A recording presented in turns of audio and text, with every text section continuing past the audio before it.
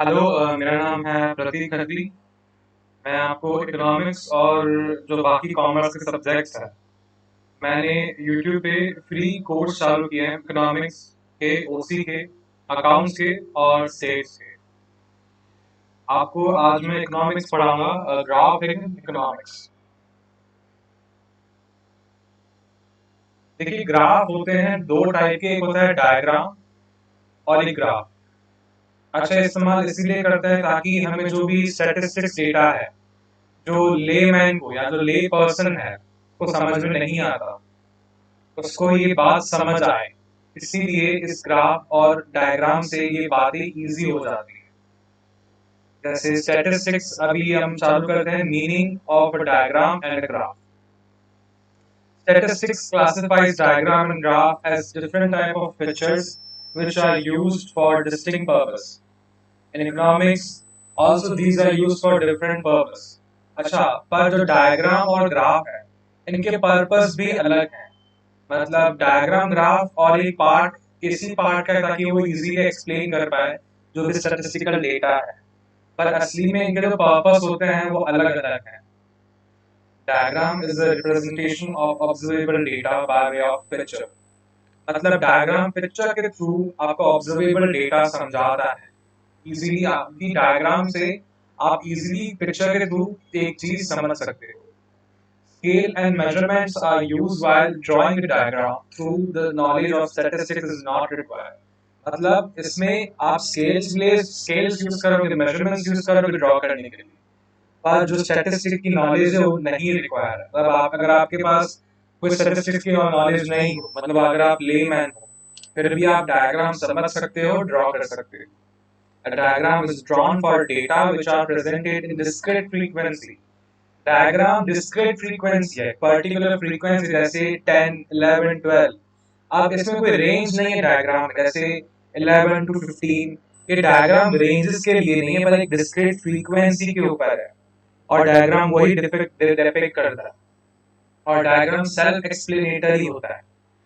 जो ले पर्सन है उसको डिटेल नॉलेज नहीं चाहिए होती स्टैटिस्टिक्स की, डायग्राम को समझने के लिए।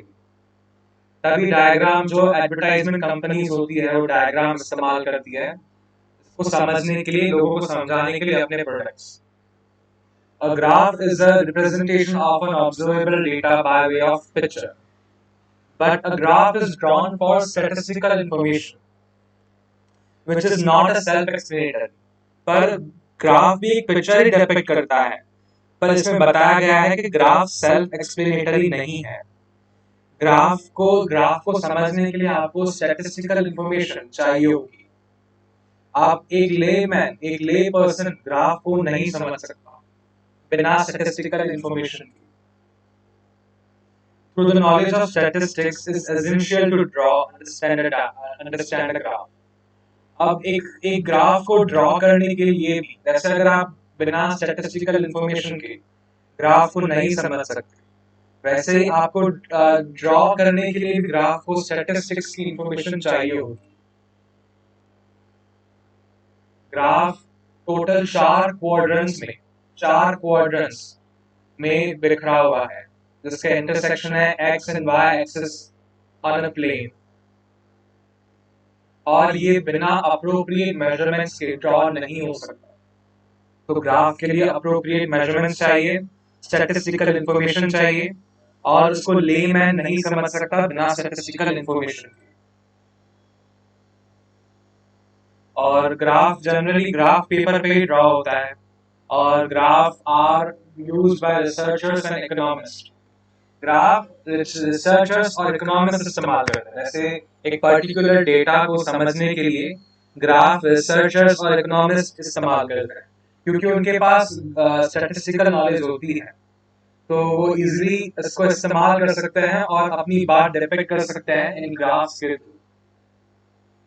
पर ये ग्राफ जनरल पब्लिक को इंफॉर्मेशन डिपिक्ट करने के लिए यूज नहीं होते। समझ रहे हो? अब जो पहले एग्जांपल, जैसे मैंने पहले बताया था कि जो डायग्राम होता है वो डिस्क्रीट फ्रीक्वेंसी डिस्ट्रीब्यूशन के लिए होता है। तो यहाँ का एग्जांपल है डिस्क्रीट फ्रीक्वेंसी डिस्ट्रीब्यूशन। अब यहाँ पे प्राइस है 1 रुपी, तो डिमांड है 100 रुपी। अब देखो इसमें डिमांड रेंजेस में नहीं है, जैसे 100 to 125 और 125 to 150, ऐसा कुछ नहीं है। एक पर्टिकुलर रुपी 1 की डिमांड है 100, रुपी 2 की डिमांड है 80, रुपी 5 की डिमांड है 70 और रुपी 7 की डिमांड है 20। ऐसे करके जो ये फ्रीक्वेंसी है, ये डिस्क्रीट फ्रीक्वेंसी है, इसमें कोई रेंज नहीं है, जो होता है डायग्राम के लिए इस्तेमाल। अब ये है कंटिन्यूअस फ्रीक्वेंसी के एग्जांपल्स, जैसे 10,000 से 20,000 जो इनकम क्लास है वो 500 लोग है उसके अंदर। अब 20,000 से 30,000 की इनकम क्लास के अंदर 300 लोग हैं। ऐसे ऐसे करके इसमें फ्रीक्वेंसी होती है जो ग्राफ में इस्तेमाल होती है। तो ये बात याद रखना, ये बात इंपॉर्टेंट है। डायग्राम में जो डायग्राम ड्रॉ करते हो उस पे होती है डिस्क्रीट फ्रीक्वेंसी, और डायग्राम में आपको स्टैटिस्टिकल नॉलेज की जरूरत नहीं होती। पर ग्राफ में डिस्क्रीट फ्रीक्वेंसी नहीं होती, ग्राफ में कंटिन्यूअस फ्रीक्वेंसी होती है और उसमें आपको स्टैटिस्टिकल नॉलेज चाहिए होती है। ये बेसिक बात बहुत इंपॉर्टेंट है पर्टिकुलर ये आंसर लिखने के लिए।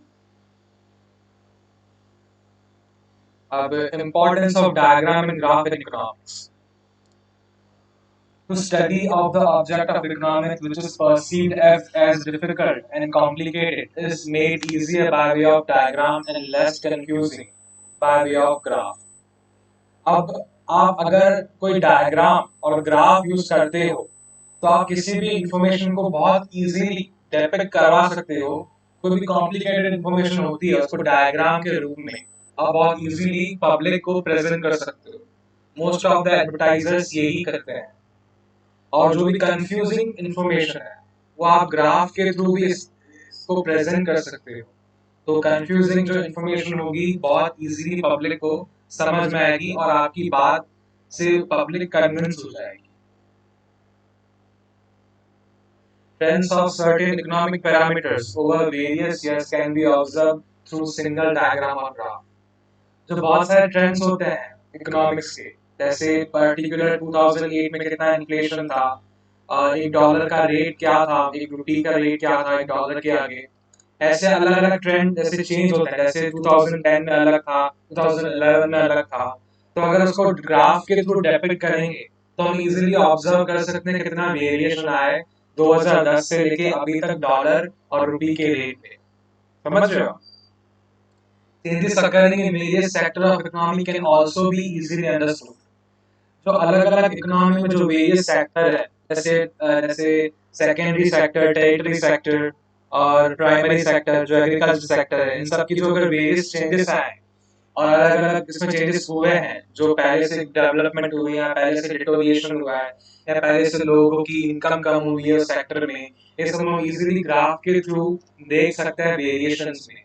जैसे ग्राफ ऊपर जा रहा है, नीचे जा रहा है, ये सब हम इजीली समझ सकते हैं इंडस्ट्री का जो क्या चेंज आ रहा है ग्राफ या डायग्राम के थ्रू, और हम उसको प्रेजेंट भी कर सकते हैं बेटर वे में। A comparison can be easily drawn. A comparison can be easily drawn for the distribution of some economic parameters between group, class, religion, sector as well as time period. जो भी distribution हुआ है अलग अलग classes और regions और sectors में, और जो उससे हम इजीली हम कंपेयर कर सकते हैं इकोनॉमिक पैरामीटर्स के थ्रू। जैसे अलग अलग क्लासेस में कितने लोग पढ़े हुए हैं, कितने लोग कम इलिटरेट हैं, कितने लोग ज्यादा पढ़े हुए हैं। अलग अलग सेक्टर्स में जो सोसाइटी के अलग अलग सेक्टर्स हैं उनकी इनकम कितनी अलग अलग है, वो हम इजीली इकोनॉमिक पैरामीटर्स के थ्रू समझ सकते हैं और कंपेयर कर सकते हैं। When many aspects of economics which are found apparently difficult are presented through graph or diagram, the time and effort of presenter in explaining and of the reader in understanding this aspect is saved. अब जैसे आप कोई भी बातें diagram और graph के through present करते हो तो उनको समझने में और उनसे मतलब निकालने में हमें बहुत कम टाइम लगता है। जैसे अगर आपने कोई भी इंफॉर्मेशन ग्राफ के थ्रू प्रेजेंट कर दी तो आपको कंपैरेटिवली उसमें कम टाइम लगेगा समझने में, एज कंपेयर करो तो कोई जैसे स्टेटमेंट मैंने लिखा हो या फिर मैंने कोई पूरा पैराग्राफ लिखा हो, उससे कंपेयर करेंगे तो आपको डायग्राम या ग्राफ समझने में बहुत इजी होगा, बहुत ईज होगा आपको। तो अभी एक बार रिवाइज करते हैं इंपॉर्टेंस क्या क्या है। जो डिफिकल्ट और कॉम्प्लिकेटेड चीजें हैं वो आप इजीली डेपिक्ट कर सकते हो ग्राफ के थ्रू। अलग अलग ट्रेंड्स होते हैं इकोनॉमिक्स में, आप वो इजीली ऑब्जर्व कर सकते हो। जो चेंजेस होते हैं अलग अलग सेक्टर्स में इकोनॉमी के, जैसे प्राइमरी, टेरिटरी और सेकेंडरी सेक्टर, तो उसको आप इजीली चेंजेस को आप ऑब्जर्व कर सकते हो ग्राफ के through. Comparison can be easily drawn for distribution of economic parameter. जैसे आप कोई भी इकोनॉमिक पैरामीटर जो डिस्ट्रीब्यूट हुए हैं अलग अलग डिफरेंट क्लासेस में, आप इजीली उनको कंपेयर कर सकते हो। जैसे बहुत सारे एस्पेक्ट्स इकोनॉमिक्स के, इकोनॉमिक्स जो बहुत सारे एस्पेक्ट्स आप इजीली प्रेजेंट कर सकते हो ग्राफ के थ्रू, और उसमें कम टाइम लगता है एज कंपेयर टू दूसरे जैसे पैराग्राफ में मैंने प्रेजेंट किया है या फिर कोई स्टेटमेंट में प्रेजेंट किया। लास्ट इंपॉर्टेंट है certain difficulties, certain difficult principle of economics are easy to understand with the help of diagram and graph। ऐसे कोई कोई इकोनॉमिक कॉम्प्लेक्स पैरामीटर्स होते हैं और कोई कॉम्प्लेक्स प्रिंसिपल्स होते हैं, आप वो इजीली समझ सकते हो ग्राफ और डायग्राम के थ्रू। जैसे एग्जांपल क्या है, the concept of expansion and contraction of demand and supply, price elasticity of demand and supply. अब एक कोई पर्टिकुलर फॉर्मूला है जो आपके आगे चैप्टर्स में आएंगे। आप जैसे डिमांड और सप्लाई होती है, जैसे एक पर्टिकुलर प्राइस पे कितनी डिमांड होती है और उसके साथ साथ कितनी सप्लाई होनी चाहिए, आप एक ग्राफ के थ्रू इजीली समझ सकते हैं। प्राइस इलास्टिसिटी ऑफ डिमांड और सप्लाई आप इजीली ग्राफ के थ्रू समझ सकते हो। जैसे उस पिक्चर के थ्रू समझ सकते हो, अलग अलग माइक्रो इकोनॉमिक पैरामीटर जो ट्रेंड है वो आप इजीली समझ सकते हो ग्राफ के थ्रू। अब आगे है कि aspects to be considered while drawing a diagram. क्या क्या एस्पेक्ट्स हमें कंसिडर करने चाहिए जब हम ड्राइंग करते हो ग्राफ को या डायग्राम को।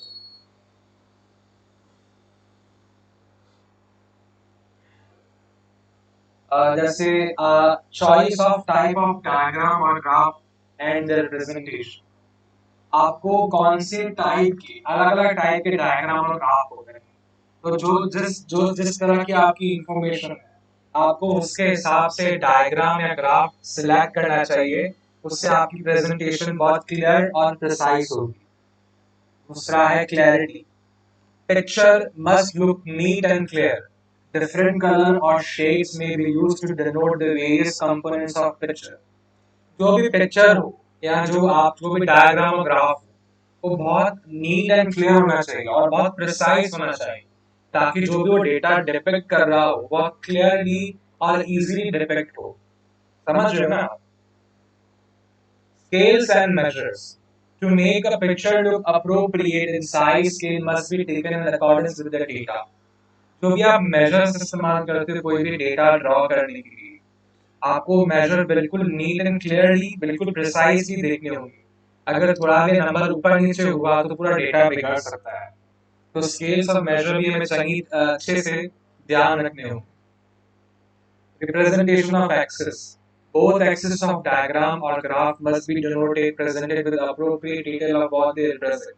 जैसे जो जो एक्सिस होते हैं x और y, तो हमें वो बराबर देखनी चाहिए। जैसे x पे प्राइस हो, y पे डिमांड हो, ऐसे करके जो भी ऐसा एक्सिस हो, हमें जो एक्सिस जो डिपेक्ट कर रहा है हमें उसको वो नाम देना चाहिए और उसको वो रिप्रेजेंट करना चाहिए कि वो क्या रिप्रेजेंट कर रहा है। जैसे एक्स रिप्रेजेंट कर रहा है डिमांड, वाई रिप्रेजेंट कर रहा है सप्लाई।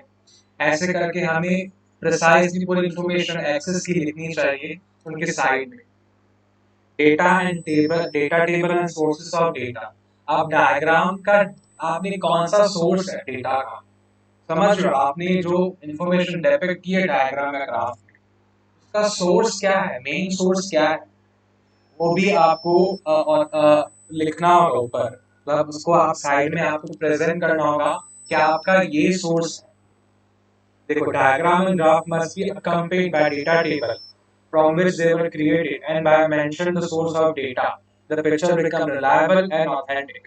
अगर आप ये ऐसा करोगे तो आपकी जो पिक्चर है वो और ज्यादा रिलायबल और ऑथेंटिक लगेगी सामने वाले को। समझ रहे हो ना? When the picture is not drawn from self-explanatory data, but is drawn from data simplified with statistical formula, it is appropriate to state the statistical method briefly। अब जैसे कोई पिक्चर है, जो सेल्फ एक्सप्लेनेटरी डेटा है, उसको data simplified and statistical formula में किया हुआ है। तो जो भी आपने फॉर्मूला इस्तेमाल किया हो, आपको वो मेंशन करना होगा, और तभी सामने वाला बंदा समझ पाएगा कि आप कहना क्या चाहते हो उस डायग्राम के थ्रू, और उसको श्योरिटी होगी कि ये पर्टिकुलर फॉर्मूला इस्तेमाल करने के बाद ये आपने डेटा निकाला है। अब एक बार फिर से एक बार रिवाइज कर लेते हैं, आपको कौन से एस्पेक्ट ध्यान रखने हैं जब आप डायग्राम या ग्राफ ड्रॉ कर रहे हो। चूज अप्रोप्रिएट, आप अप्रोप्रिएट डायग्राम और ग्राफ का टाइप अप्रोप्रिएट अपनी इंफॉर्मेशन के हिसाब से चूज करो। उनको उनमें क्लैरिटी रखो, नीट एंड क्लियर रखो। स्केल्स एंड मेजर, जो आप मेजर करते हो जो भी डेटा, जैसे जैसे आपने कोई पर्टिकुलर साइज आपने मेजर किया, वो बहुत प्रिसाइज होना चाहिए, उसमें कोई गलती नहीं होनी चाहिए, तभी वो सही डेटा डिपिक्ट कर पाएगा।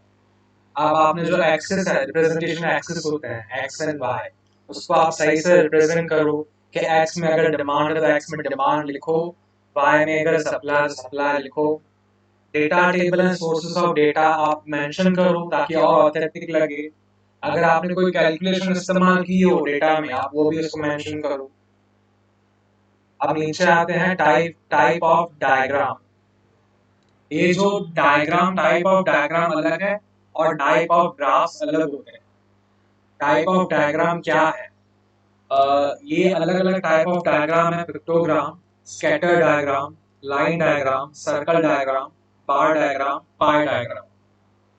In this selection, we shall understand about time-based line diagram, bar diagram, and pie diagram. तो इनमें से हम अभी समझेंगे लाइन डायग्राम, बार डायग्राम और पाई डायग्राम। पहला है time-based line diagram. Picture which show the shape and slope of relationship in economics between two variables are often drawn. For example, demand curve, a supply curve. The independent variable is measured x-axis and dependent variable is measured on y-axis. अब ये time based line diagram क्या है? ये जो एक shape और slope है, वो रिलेशनशिप एक्सप्लेन करता है दो वेरिएबल के बीच में। ये जो जो शेप और स्लोप आप देख रहे हो, वो दो वेरिएबल है, एक डिपेंडेंट है और एक इंडिपेंडेंट है, इसको डिपिक्ट करता है। Economics often use line diagram representing time-based self-explanatory trend of variable. For example, size of population in different time period, rate of inflation, various years, literacy rates in various years. Such diagram can be termed as time-based line diagram. अब ये time-based line diagram आपको different trend explain करता है। जैसे particular 1951 और 61 में आपका decadal growth rate population का क्या था? 21.64% से हमारी पॉपुलेशन ग्रो कर रही थी। ऐसे एक पर्टिकुलर टाइम पीरियड का आपको डेटा डिपिक्ट करता है और जैसे एक स्लोप बनता है। अगर आप पूरा रेंज आप पूरी रेंज जैसे 1961 71 आप ऐसे लिखते जाते हो और उनके आगे आप जो प्लॉट जो है ये पॉपुलेशन की ग्रोथ रेट आप प्लॉट करते जाते हो, तो आपको एक ऐसे स्लोप बनता है। उस स्लोप आपको जो आपका टाइम है, टाइम का जो डेटा आपको बताता है कि कैसे पहले ऊपर की पॉपुलेशन की ग्रोथ रेट, फिर ऐसे आप देख रहे हो 2001 में नीचे की तरफ आए 17.64%। तो जो यहाँ पे डिपेंडेंट वेरिएबल है वो x है, इंडिपेंडेंट वेरिएबल है वो x एक्सिस है, और जो डिपेंडेंट वेरिएबल है वो y एक्सिस है।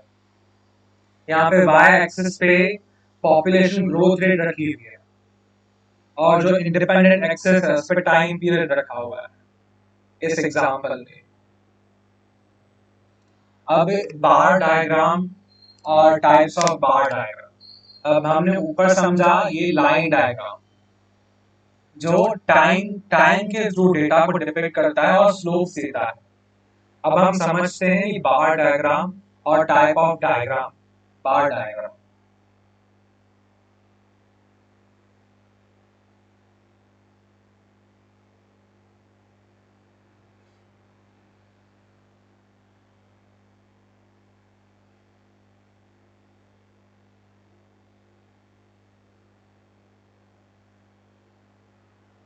Bar diagram shows distribution of the value of variable in various components.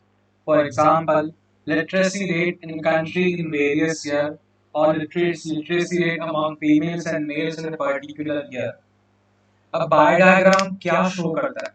तो वेरिएबल्स है, उनके जो वेरियस कंपोनेंट्स है, तो उनका डिस्ट्रीब्यूशन है वो शो करता है.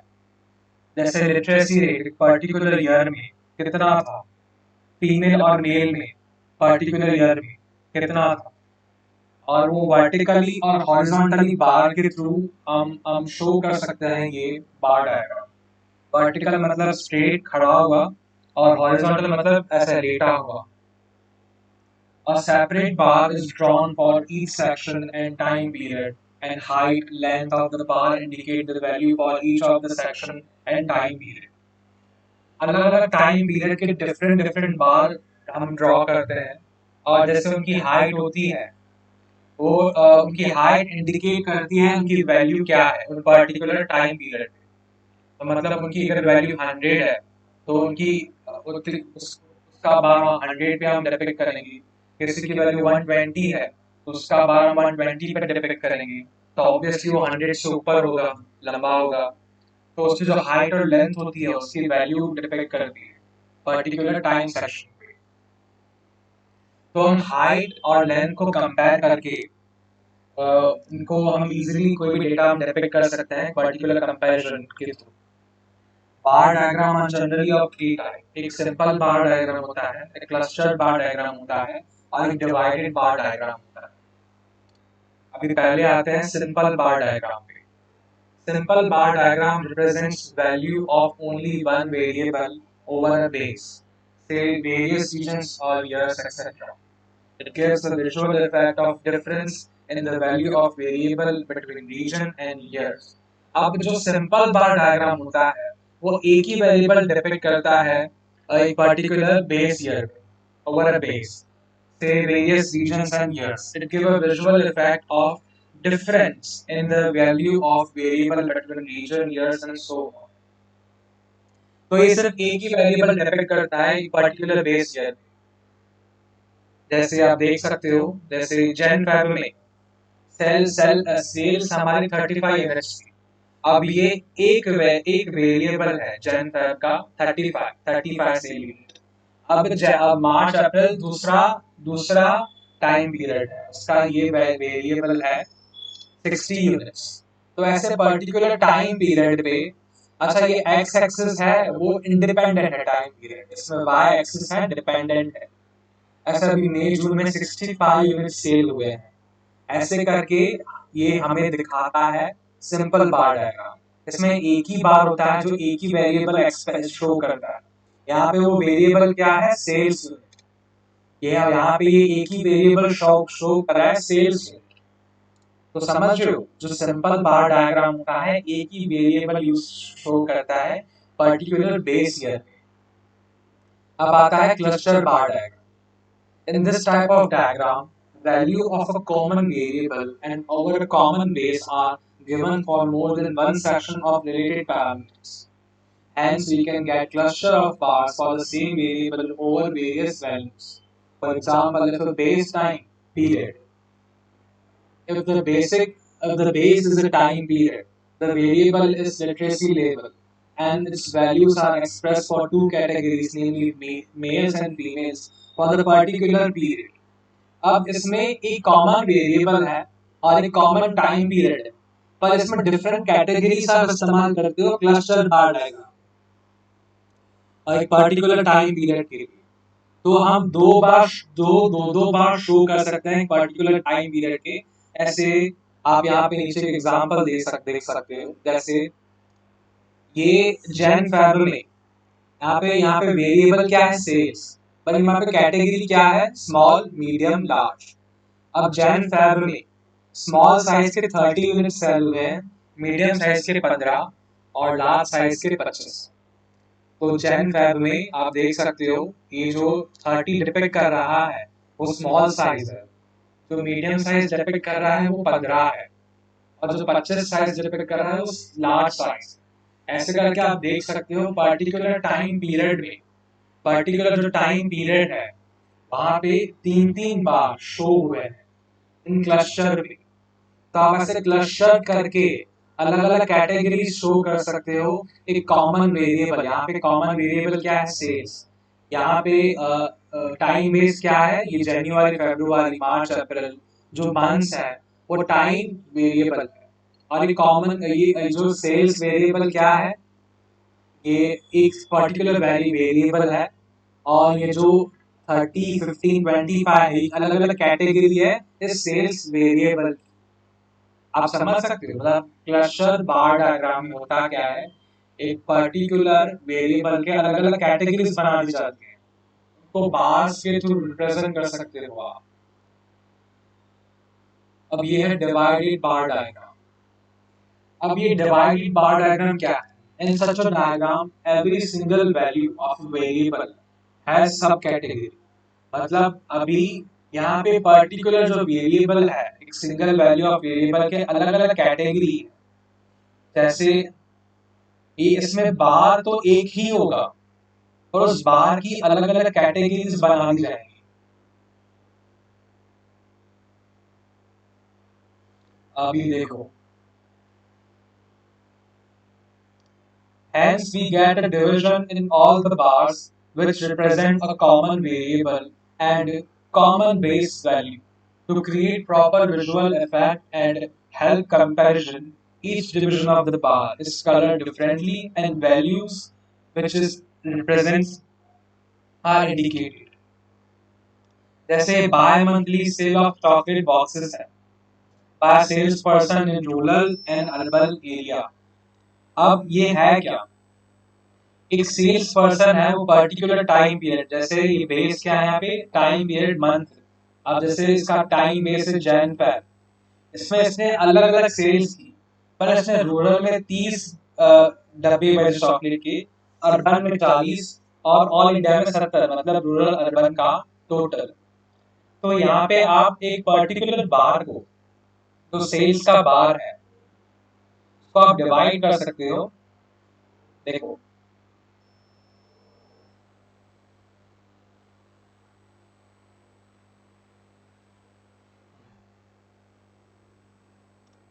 अब यहाँ पे इसने चॉकलेट की जो सेल की है जनवरी फरवरी, वो जो इसने 30 सेल किया है वो रूरल एरिया, मतलब जो नीचे का पार्ट है वो रूरल का है और जो ऊपर का पार्ट है वो अर्बन का है। ऐसे करके मार्च अप्रैल में इसने 35 सेल्स किए रूरल में और 80 सेल्स किए है अर्बन में, एंड सो ऑन। यहाँ पे इंडिपेंडेंट वेरिएबल क्या है, मंथ। ये मंथ इंडिपेंडेंट है और सेल्स वेरिएबल क्या है, डिपेंडेंट। और ये बार्स है जो डिवाइडेड है डिफरेंट कैटेगरी, मतलब सब कैटेगरी। ये बार की ये बार डिवाइडेड है सब कैटेगरी में, एक रूरल है एक अर्बन है। समझ रहे हो? तो डिवाइडेड बार डायग्राम में होता क्या है, बार तो एक ही होता है पर बार ही सब कैटेगरी में डिवाइड किया हुआ होता है। अब आगे आता है aspects to be considered while drawing diagram, a bar diagram, while drawing a bar diagram। अब हमें क्या क्या एस्पेक्ट्स, मतलब क्या क्या चीजें ध्यान में रखनी चाहिए बार डायग्राम ड्रॉ करते वक्त। पहला होता है width of the bar does not represent any data and hence all bars should be equal। मतलब जो बार्स की चौड़ाई है वो कुछ भी डिपेक्ट नहीं करती, तो जो बार्स की चौड़ाई होती है वो बिल्कुल सेम होनी चाहिए। मतलब बार्स अलग अलग नहीं दिखने चाहिए, कि चौड़ाई बिल्कुल सेम होनी चाहिए। समझ रहे हो? जो 30 जैसे पार्टी जैसे जुलाई अगस्त है, सितंबर अक्टूबर है, तो जो उनकी विड्थ है वो बिल्कुल सेम होनी चाहिए हर महीने की, क्योंकि वो कुछ भी डेटा डिपेक्ट नहीं करती। Length of the respective bar should be in proportion to the value of variable which they represent। अब तो पर्टिकुलर वेरिएबल वो रिप्रेजेंट करता है, तो मैंने आपको पहले भी बताया था कि लेंथ उसके हिसाब से होती है। जैसे ऊपर एग्जांपल है, इसमें 70 है टोटल, इंडायरेक्ट टोटल मिला के 70 है। तो अब ये 70 पे टच कर रहा है इसकी हाइट। अब इसकी टोटल हाइट मिलाते हैं तो इसकी 115 है। तो ये 115 पे टच कर रहा है यहाँ पे, तो हमें ऐसे ही हाइट के हिसाब से उस बार की जो वैल्यू है उसकी हाइट हमें उसके हिसाब से सेट करनी चाहिए, तो प्रॉपर डेटा डिपिक्ट कर सकता है। जो भी डिस्टेंस है बीच में, जैसे यहाँ पे मार्च अप्रैल और मई जून के बीच में जो डिस्टेंस है वो सेम होना चाहिए, क्योंकि वो भी कुछ डिपेक्ट नहीं करता, और वो सेम भी बिल्कुल जब से वो जो जीरो है उसके ओरिजिन से हमें जो एंड तक के महीने हैं वो बिल्कुल same same same distance depict करते हो। उनका डिस्टेंस अलग नहीं हो, क्योंकि वो डिस्टेंस कुछ भी मेंशन नहीं करता, वो डिस्टेंस हमें कुछ भी बताता नहीं और हमें कोई डेटा नहीं देता, तो हमें सेम डिस्टेंस रखने चाहिए। Distance between all the bars should be equal, and that should be maintained between first bar and the origin. मतलब जो फर्स्ट बार है और जो जीरो है उसका डिस्टेंस भी सेम होना चाहिए, और ऐसे ही पूरा इक्वल डिस्टेंस मेंटेन रखना चाहिए हर बार के बीच। All the bars rest on the same line called the base, which usually coincide with the x-axis. In today's time, with the help of computer technologies, horizontal bar are also drawn instead of vertical bar. ये जो base है यहाँ पे x axis वो सबके लिए same होना चाहिए, मतलब सब इसी बेस को कंसीडर करते हुए अपनी हाइट को यहाँ से स्टार्ट करना चाहिए और ऊपर तक जो भी इनके वैल्यू हो उनके वेरिएबल की वहां तक उनकी हाइट जानी चाहिए। इनडायरेक्टली इनका सभी जो बेस है वो एक ही होना चाहिए इन बार का, जैसे यहाँ पे x axis. All vertical bars should be arranged from left to right. तो most of the bars हो वो left और right तक होते हैं, तो बार हमेशा left से start होनी चाहिए और right तक जानी चाहिए, और जितने भी वहाँ पे x एक्सिस पे जितने भी टाइम बेस हो वो हम आगे खींच सकते हैं, पर हमेशा लेफ्ट से स्टार्ट होना चाहिए और राइट को खत्म होना चाहिए। तो एक बार फिर से देखते हैं क्या कौन से एक्सपेक्ट हमें रखनी चाहिए बार डायग्राम ड्रॉ करते हुए। The width of the bar does not represent any data. तो width हमारे जो चौड़ाई है बार की वो सेम होनी चाहिए। जो बार की लेंथ हो, जो उसकी वैल्यू है, वेरिएबल की वैल्यू है वो डिपेक्ट करनी चाहिए बार की जो लेंथ हो, और जो डिस्टेंस है दोनों बार के बीच में, भले वो स्टार्टिंग जीरो से लेके फर्स्ट बार हो सेम होना चाहिए। जो भी बार हो उसका बेस एक ही होना चाहिए, जैसे एक्स एक्सिस हो, अगर वर्टिकली हो तो। एक मिनट।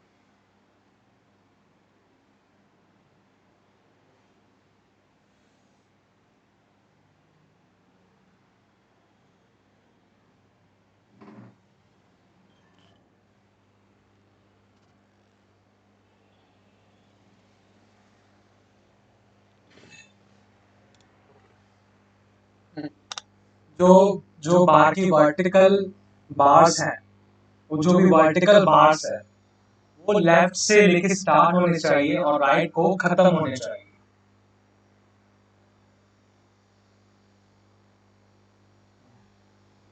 पाई डायग्राम, अभी हम पाई डायग्राम पे आए।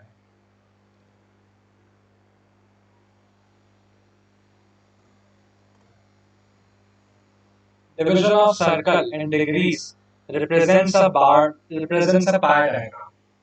If an entire circle is considered as a universal set of entire data, and the different components of these data are represented by dividing the circle in degrees proportional to the data, then pi diagram is obtained. अगर यहाँ पे जो जो एक some particular circle है वो होता है 360 डिग्री का, जैसे आप सर्कल ड्रॉ करते हो वो 360 डिग्री होता है। अब जो ये जो सर्कल है उसको हम यूनिवर्सल डेटा कंसिडर करेंगे, और हम जो जो वैल्यू है, जो वैल्यू वेरिएबल की वैल्यू है, उसके हिसाब से हम एक एक सेक्शन, एक जो डिग्री होता है, पर्टिकुलर डिग्री निकालेंगे और उस सर्कल को उससे उस पर्टिकुलर डिग्री को डिवाइड करेंगे। जैसे 360 डिग्री सर्कल है, जैसे यहाँ पे आप देख सकते हो, यहाँ पे ये पूरा सर्कल 360 डिग्री। अब जो इसका 15% होगा वो होगा 54 डिग्री। तो 54 डिग्री निकाल के हम उसको एक पर्टिकुलर वेरिएबल को वहाँ पे रिप्रेजेंट कर सकते हैं। Since an entire circle represents 360 degree, the entire data represents 360 degree, and section division of the data are represented by dividing the circle in degree proportional to each data. तो जो भी हम सर्कल के sections बनाएंगे, उनके particular variable के value के हिसाब से उन परसेंटेज को हम पहले डिग्री में कन्वर्ट करेंगे, और उनको कन्वर्ट करके हम उसको उतना सेक्शन को उतनी जगह देंगे उस पर्टिकुलर सर्कल में। समझ रहे हो ना? The other words of diagram which is drawn by representing subdivision of an entire data by proportionate degree in circle is called pie diagram. तो हम जो जो भी पूरे सर्कल को पर्टिकुलर सब सेक्शंस में डिवाइड करेंगे तो वो होगा पाई डायग्राम। अब इसका फॉर्मूला क्या है?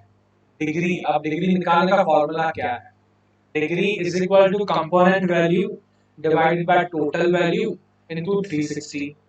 मतलब अब यहाँ पे नीचे एक एग्जांपल दिया है, जैसे बुक्स का जो परसेंटेज है, पॉकेट मनी एक स्टूडेंट को मिली तो बुक्स पे 20% अपनी पॉकेट मनी खर्च करता है, तो pocket money 20 divided by 100, total value उसको कितनी मिली? उसको पॉकेट मनी 100 मिली है। तो जो उसका जो बुक का कंपोनेंट क्या है, बुक का वेरिएबल का कंपोनेंट क्या है? 20। तो 20 डिवाइडेड बाय 100 इनटू 360, तो आपको आया 72 डिग्री। आपको 72 डिग्री आया, तो आपको 72 डिग्री रिप्रेजेंट करता है बुक, कितना बुक के खर्चा आ रहा है सर्कल के अंदर। हमने उस 72 डिग्री का प्रोटेक्टर से 72 डिग्री निकाला और हमने सर्कल को रिप्रेजेंट कर दिया पर्टिकुलर सेक्शन, उस बुक का खर्चा। अब स्टेशनरी डिपेंड करता है 5%, 5% इंटू 360 डिवाइडेड बाय 100, तो ये 18 डिग्री है। तो ऐसे करके हम पाई डायग्राम में अलग अलग डेटा डिग्री के थ्रू हम रिप्रेजेंट कर सकते हैं बट वेरिएबल्स के थ्रू। अब क्या क्या एक्सपेक्ट कंसिडर करने चाहिए पाई डायग्राम को ड्रॉ करते हैं? जैसे सर्कल तो 360 डिग्री का होना चाहिए। आप पूरा सर्कल, एक पूरा सर्कल होता है वो 360 डिग्री का होता है। आप उसको अगर ओवल बनाओगे तो वो नहीं चलेगा, आपको सर्कल 360 डिग्री ही रखना हो। Degrees for subdivision are calculated in proportion to the value of variable or that division, and the sum total of degree of such all subdivision must be 360. अब जो subdivision होते हैं सर्कल के, अब circle के सब डिविजन्स होते हैं मम्मी, तो सर्कल के जो सब डिविजन्स होते हैं वो 360 डिग्री से ही बनते हैं।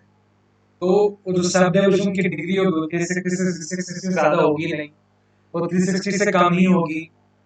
तो उसके हिसाब से हमें डिवीजन करने होंगे और सम टोटल करके हम उसको अलग अलग सब सेक्शन में सर्कल को डिवाइड कर देंगे। तो ऐसे करके हम जो अलग अलग रीजन और टाइम पीरियड का डेटा है वो हम अगर दो पाई डायग्राम ड्रॉ करें तो हम कंपेयर कर सकते हैं साइड बाय साइड। जैसे for data set with a smaller total value circle with smaller dimension is drawn. ऐसे अगर कोई डेटा है जो बहुत छोटी वैल्यू डिपेंड कर रहा हो तो हम छोटा सर्कल भी बना सकते हैं, तो ज्यादा बड़ा बनाने की जरूरत नहीं है।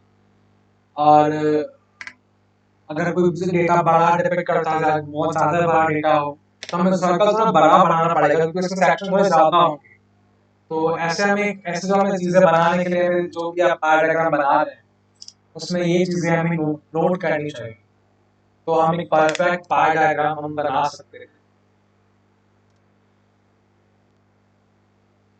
ओके, तो आज के लिए हम यहीं यहीं तक रखते हैं, यहाँ पे हम रैप अप करते हैं। मैंने 4 सब्जेक्ट चालू किए हैं, इकोनॉमिक्स, ओसी, अकाउंट्स और स्टेट्स, जो मैं पूरा फ्री पढ़ाऊंगा यूट्यूब पे। ये जो अब इकोनॉमिक्स है, इसका जो दूसरा पार्ट है मैं कल अपलोड करूंगा। और तब तक आपको अगर कुछ भी डाउट हो, आप कमेंट में मेंशन करो, बताओ मुझे, मैं आपके डाउट सॉल्व करूंगा। और कोई आप सजेशन देना चाहते हो, आप वो भी सजेशन दे सकते हो कि मैं क्या ऐसा करूं कि आपको बहुत इजीली समझ में आए। और थैंक यू वीडियो देखने के लिए। लाइक करें, सब्सक्राइब करें और शेयर करें फ्रेंड को जिसको नीड है, क्योंकि मैं सब कुछ फ्री में प्रोवाइड कर रहा हूँ 12th के लिए। Thank you.